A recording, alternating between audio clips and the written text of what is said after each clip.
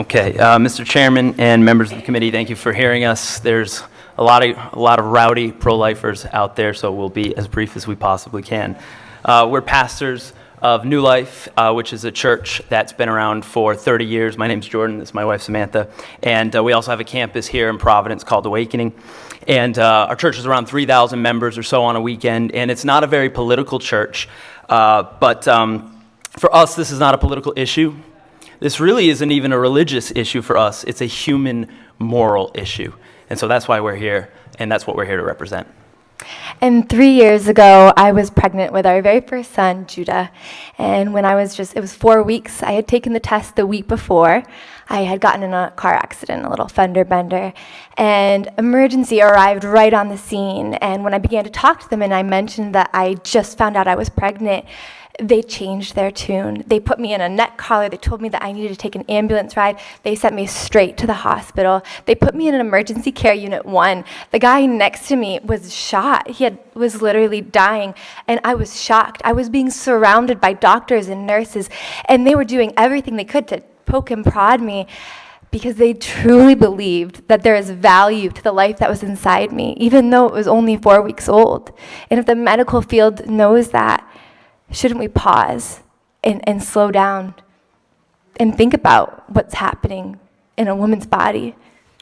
And we agree with their innate reaction that even though it was only 4 weeks old, it was a life and it had intrinsic value. You know, we have advances in science, as you've heard today, and we have 3D ultrasounds, as you've seen. There's advances in genetics and DNA, and the evidence just keeps mounting extravagantly that what is in the womb is life.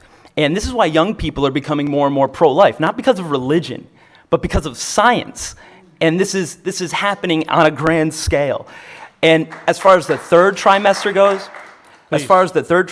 goes, we no longer have the pretext that this isn't human life or that it couldn't survive outside the womb. So the cognitive dissonance that the pro-choice crowd has, that's growing greater by the hour, that they cannot both claim that they stand and they speak for disenfranchised groups that have no voice, while simultaneously silencing those that can't yet speak while in the womb.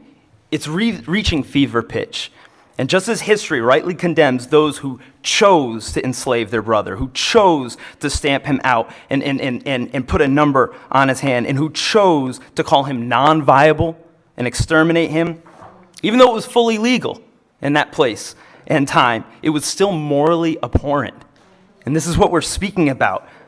So history will not look kindly on those who choose to legislate death to the future of our humanity, to the future of our race, to our fellow humans still in the womb. Thank you very much. I just wanted to say one thing. As a woman, I did want to voice that I don't believe it's my right, and I don't believe it's a man's right to choose who should live and who should die. Thank you. Thank you. Appreciate your time. Thank you. Okay, the rally.